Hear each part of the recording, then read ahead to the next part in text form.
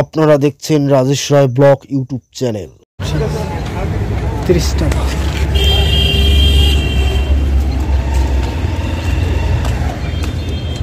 টিকিটটা, দুটো রাখতে হবে না?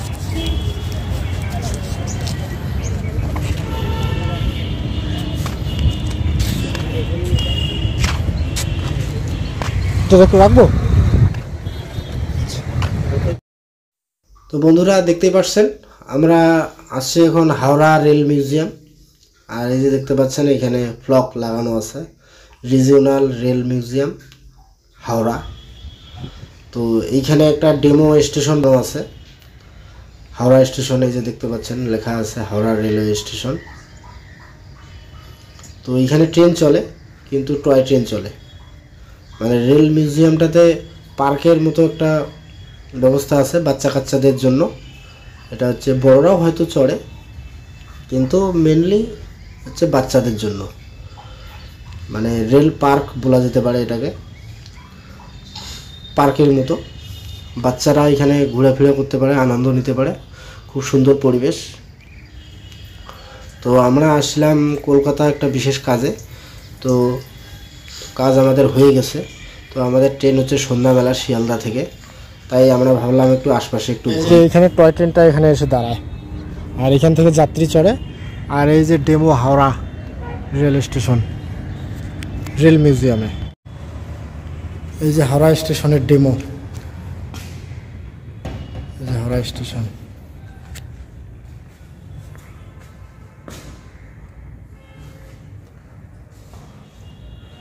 খুব সুন্দর ব্যবস্থা।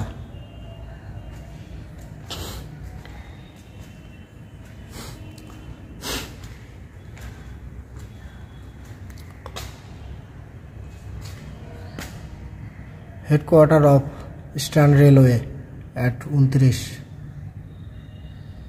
Road, Kolkata.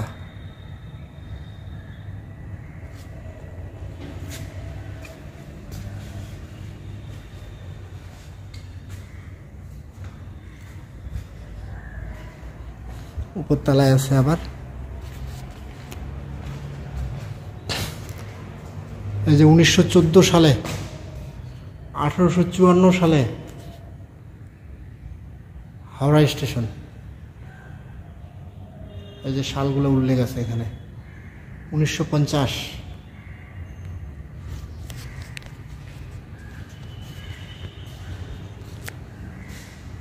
Narrow gauge passenger train.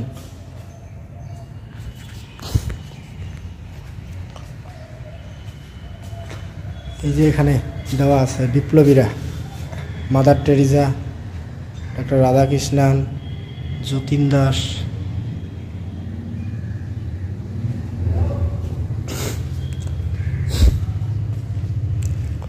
তো বন্ধুরা আপনারা যদি হাওড়া রেল স্টেশনে এসে দেখছেন যে আপনার সময় আছে, তো অবশ্যই এই রেল মিউজিয়ামে একটু ঘুরে যাবেন। টিকিট মূল্য মাত্র জনপ্রতি 30 টাকা।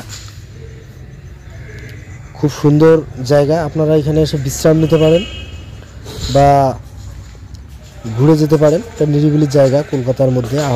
হাওড়া জায়গাটা তো খুব জনবহুল এলাকা। এইখানে এসে আপনারা একটু প্রাণ খুলে নিঃশ্বাস নিয়ে আরাম করে যেতে পারেন।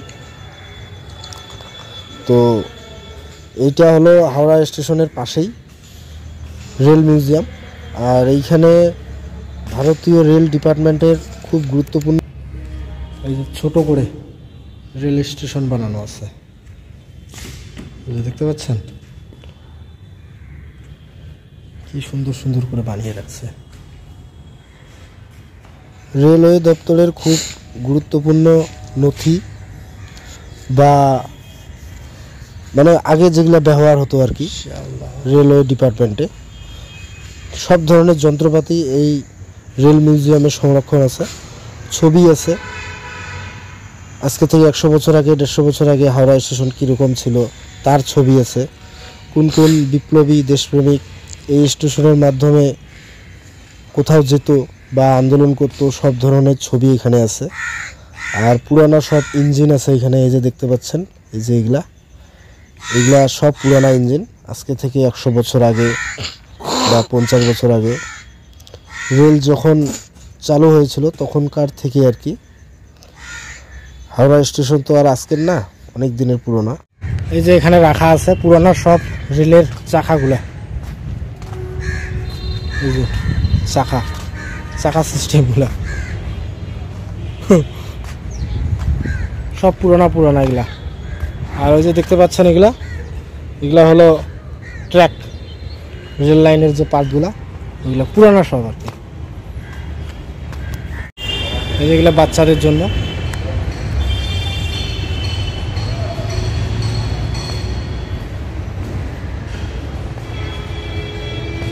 যে পুরানা যত ধরনের রেল ইঞ্জিন আছে, বগি আছে, কামরা আছে, সব কিছুর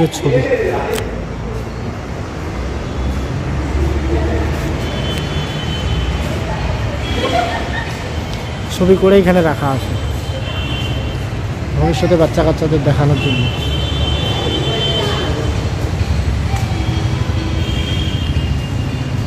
এই যে এখানে একটা পুরানা কামরা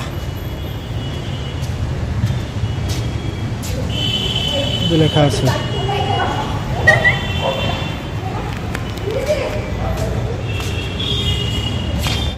এই যে এখানে একটা ইঞ্জিন রাখা আছে, সবচেয়ে পুরানা ইঞ্জিন মনে হয়,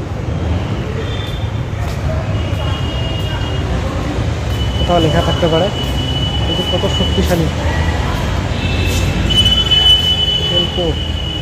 1960 সালে লেখা আছে।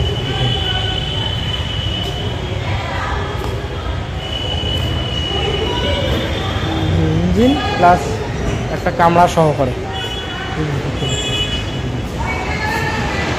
আর এইদিকে আরেকটা ইঞ্জিন।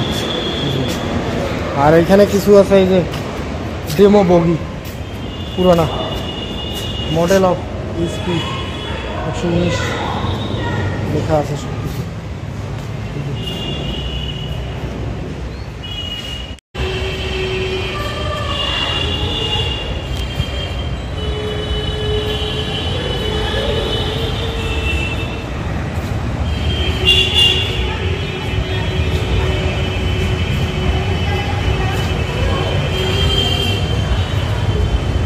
পুরোনো ইঞ্জিনের ভিতরের কলকাতা।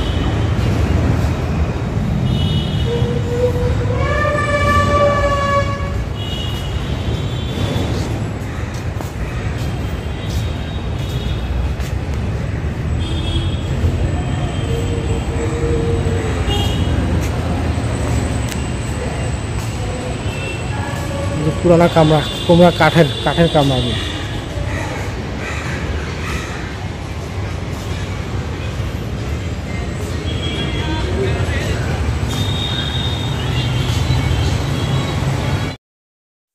আসলে বন্ধুরা অবশ্যই জানতে পারবেন, রেলের ইতিহাস সম্পর্কে একটা ধারণা হবে।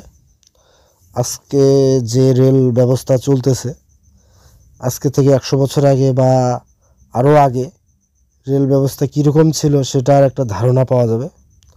আর এই যে রেল মিউজিয়ামটার এখানে ম্যাপ করানো আছে, মানে পার্কটা একটু বড় আর কি।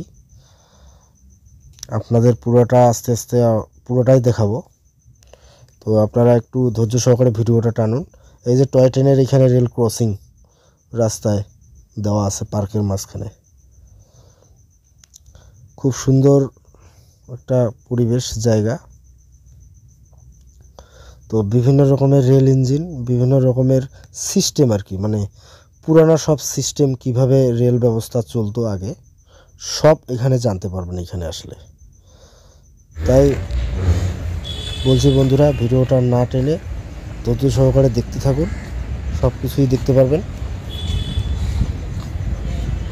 এই যে এখানে একটা দেখতে পাচ্ছেন জেসিবি টাইপের রেল, কিন্তু এটা রেলের কাজ করানোর জন্যই আগে হতো ব্যবহার, এখন হয় না। আর এই যে দেখতে পাচ্ছেন এইটা এইদিকেও রেলে ব্যবহার হতো এরকম যন্ত্রপাতি, এগুলো সব এই যে এখানে সব পুরোনো ইঞ্জিনগুলা রাখা আছে। তো যেহেতু রেল মিউজিয়াম, তাহলে রেলের ইঞ্জিনেই সংরক্ষণ হবে।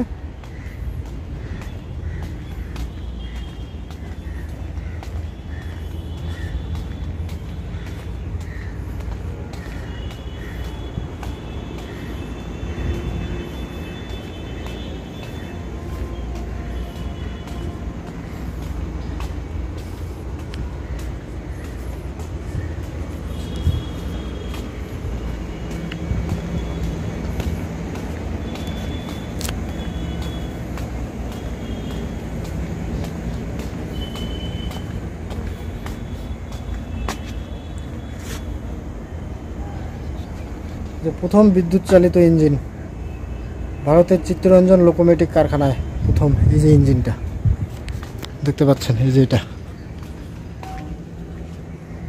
প্রথম লোকোমেটিক ইঞ্জিন বিদ্যুৎ চালিত।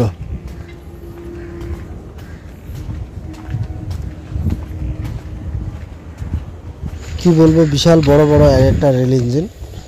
বর্তমান যে রেল ইঞ্জিনগুলো আছে আর কি, এগুলোর থেকেও অনেক বড় আর কি। মানে পুরো ছবিটা আমার ক্যামেরায় আসতেইছে না, এত বড় এক একটা ইঞ্জিন। আর এই যে পূর্ব পাকিস্তানের ইস্ট পাকিস্তান, পূর্ব পাকিস্তান রেলওয়ে, এই রেলটাতে একটু উঠি। এই যে কয়লা ঘর, এইখানে কয়লা দেওয়া হতো, পূর্ব পাকিস্তানের রেল ইঞ্জিন। আর এইখানে কয়লা সংরক্ষণ করা হতো, এইখানে দেখতে পাচ্ছেন, এটা পূর্ব পাকিস্তানের রেল। এটা সম্ভবত বাংলাদেশ গঠন হওয়ার সময় হয়তো এদিকে চলে আসছে, আর ফেরত যায়নি। আমার মনে হচ্ছে এটাই হবে, কেননা যেহেতু পূর্ব পাকিস্তান লেখা আছে, সেই হিসেবে আগে তো বাংলাদেশটা পাকিস্তান ছিল, তো সেই হিসেবে তখন হয়তো শরণার্থী নিয়ে চলে আসছিল, তারপর আর ফেরত যায়নি। আমার এটা আইডিয়া মনে হচ্ছে, নাহলে কেন ওখানে পূর্ব পাকিস্তান লেখা আছে ওই ইঞ্জিনটাতে। তো আপনারা যদি বন্ধুরা জেনে থাকেন তাহলে জানাবেন। আর এই যে দেখতে পাচ্ছেন কত বড় শক্তিশালী ইঞ্জিন। আর এইখান থেকে হয়তো পাইলট কন্ট্রোল করতো ট্রেনটাকে। এই যে দেখতে পাচ্ছেন পাইলটের জায়গা, ভয়ঙ্কর প্রচুর ট্রেন, এখানে প্রচুর ট্রেন রাখা আছে। মানে সব পুরানো সব ইঞ্জিনের কি মিনিমাম 50 বছর আগের এক একটা লেখা আছে, এখানে সব কিছুই লেখা আছে। এই যে আসানসোল হয়তো আসানসোলের কোনো হবে। এই যে মডেল নাম্বার, সব কিছুই লেখা আছে, অত ছোট ছোট লেখা, হিন্দি ইংরেজিতে সব জায়গায় লেখা আছে।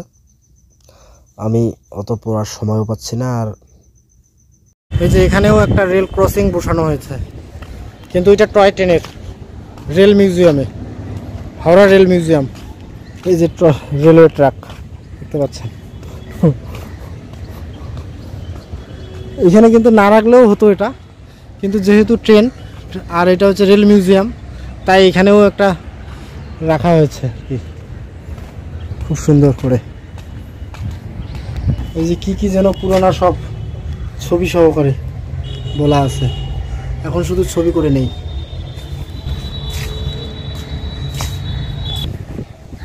এই যে একটা রেল লাইনের ক্যান্টিলিভার, এখানে ভারী জিনিসপত্র ওঠানামা করার যন্ত্র যেটাকে বলে, এই যে পুরানা নিশ্চয়ই। এই যে এটা দিয়ে জিনিসপত্র ওঠানামা করবে, বগি, ভারী ভারী জিনিসপত্র রেলের।